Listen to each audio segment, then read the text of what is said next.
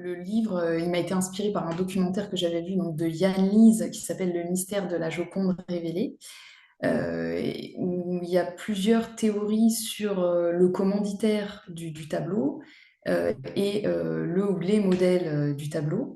Et donc il y avait des théories qui semblaient se contredire, et moi j'ai eu envie d'écrire une histoire qui permettrait de faire concilier en fait ces histoires qui semblaient a priori s'opposer. Du coup, il y avait des théories qui disaient que la Joconde serait la femme de Francesco del Giocondo, Lisa Gherardini.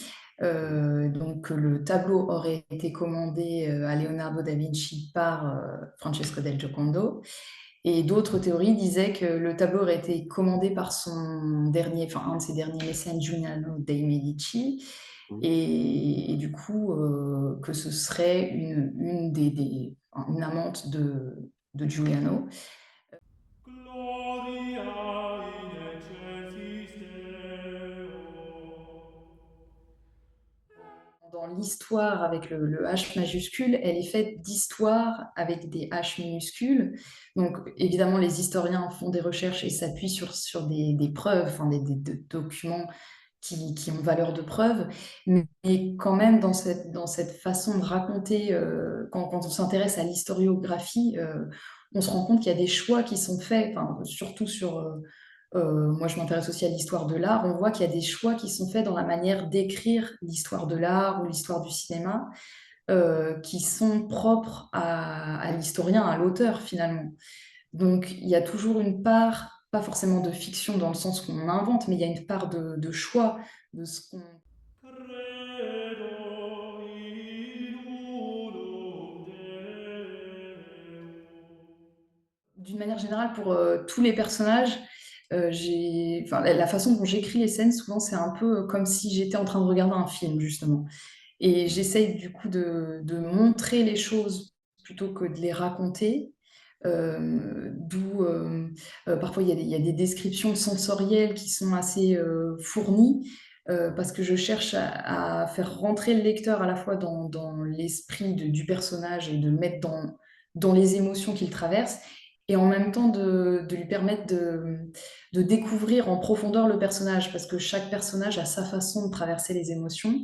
Et donc c'était vraiment ça qui m'intéressait dans l'idée de montrer les choses plutôt que de les raconter. Si je donne un exemple simple, si j'ai envie de dire Lisa a peur, je suis en train de raconter. J'ai mis un qualificatif sur son émotion qui résume tout. Mmh. Et si je décide d'enlever le mot peur, mais que je veux développer cette idée-là, je vais montrer au lecteur ce qui provoque cette émotion chez Lisa, et je vais montrer comment Lisa physiquement et psychologiquement peut réagir face à cette situation. C'était vraiment ça qui m'intéressait. euh,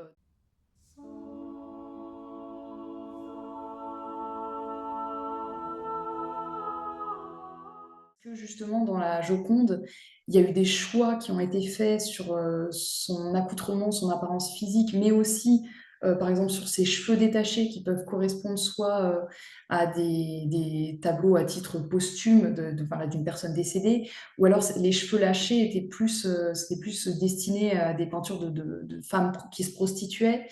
Donc, Mmh. il y a des choses qui, dans le tableau, sont assez peu courantes finalement.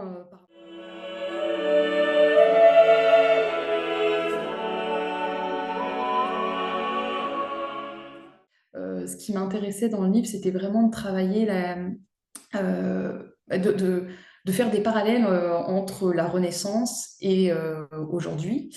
D'une certaine manière, enfin, évidemment, la condition de la femme a évolué depuis la Renaissance, mais je trouve que sur certains points, le corps de la femme est toujours vu comme appartenant à l'homme.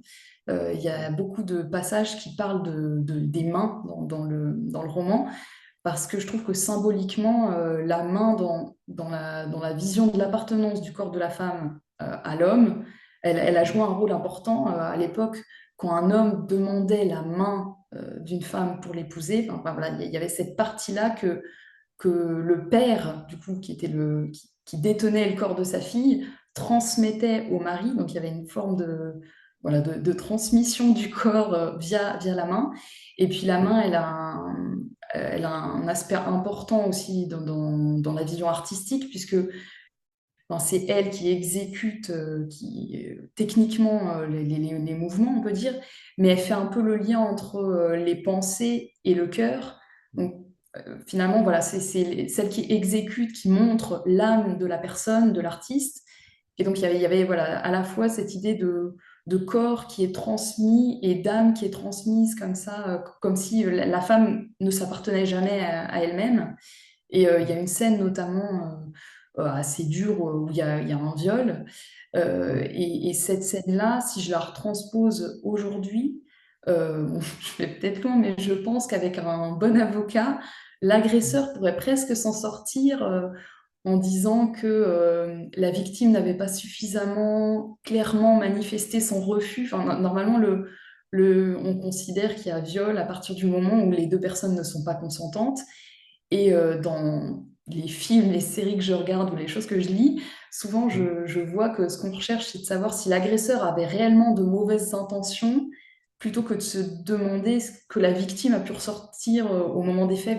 Voilà, enfin, donc l'aspect féministe, il ressort peut-être sous cette question-là, enfin, une forme de rapprochement entre ce qui pouvait se passer à la Renaissance, qui finalement perdure d'une certaine manière toujours.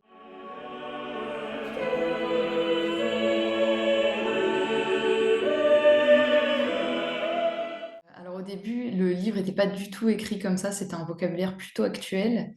Et les retours que j'avais eus, c'était que c'était agréable à lire, mais il y avait un côté très anachronique dans les dialogues notamment. Et du coup, que c'était dommage, en quelque sorte, ça coupait l'immersion qu'on pouvait avoir à travers tous les décors, l'histoire, les personnages. Et finalement, que voilà, le choix stylistique ne correspondait pas avec l'époque et puis le fait d'écrire un roman historique. Donc petit à petit, j'ai relu des livres qui, moi, me plaisaient, qui étaient plutôt au Moyen Âge, mais enfin, du coup, au niveau de la langue, je pense notamment à Evelyne Brizoux-Pellène, qui a écrit des séries sur un personnage qui s'appelle Garin Trousseboeuf, que j'avais dû lire déjà quand j'étais au primaire. Donc je me disais, bon, il y a quand même un côté accessible, même si on est dans un langage un peu désuet, enfin, très daté. Ça peut quand même rester lisible et accessible. Et puis aussi, à ce moment-là, j'ai découvert La Dame à la licorne, toujours de Tracy Chevalier.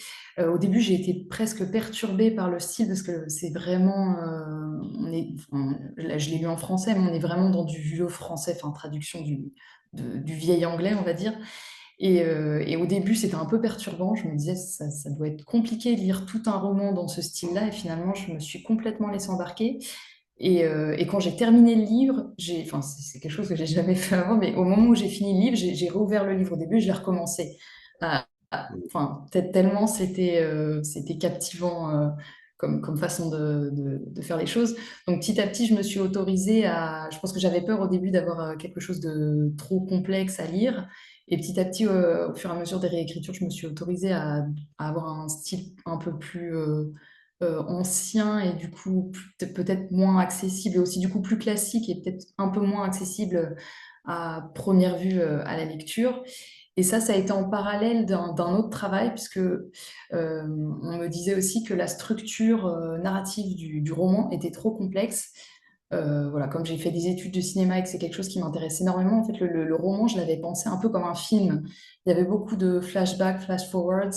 Il y avait aussi des passages où il y avait presque du montage parallèle. C'est-à-dire que je coupais une scène en plusieurs parties et je l'intercalais avec une autre scène qui était coupée elle aussi en plusieurs parties. Et le but, c'était de faire ressortir un nouveau sens de cette scène. Alors, ça marche bien au cinéma, mais dans un roman, c'est plus compliqué. Et du coup, ça perdait, voilà, on disait que ça perdait le lecteur. Donc voilà, finalement, plus j'ai simplifié la structure narrative, plus le langage formel s'est un peu complexifié.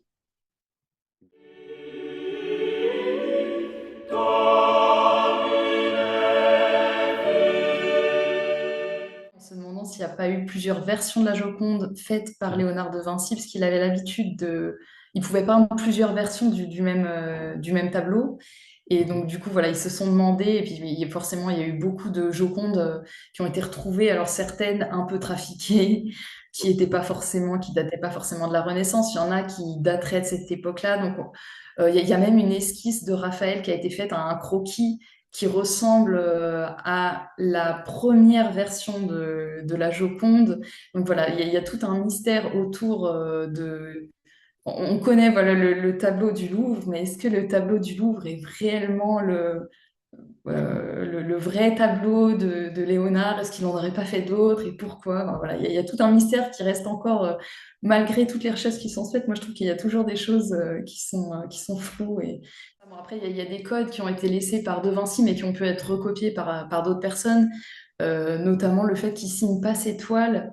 Là, dans la Joconde, on retrouve le jaune de ses manches, qui s'appelle, que lui, il appelait le jaune Leonato, c'est une teinte comme le lion. Mais Mhm. Leonato, c'est proche de Leonardo. Et les motifs qu'il y a sur le haut de la robe, on appelle ça des nœuds vinciens. Voilà, donc c'était sa manière à lui de signer. Enfin, on trouve toujours des petits codes comme ça dans ces toiles, voilà, donc, d'essayer de trouver tout ce qui prouverait que le tableau est ou non de Léonard de Vinci.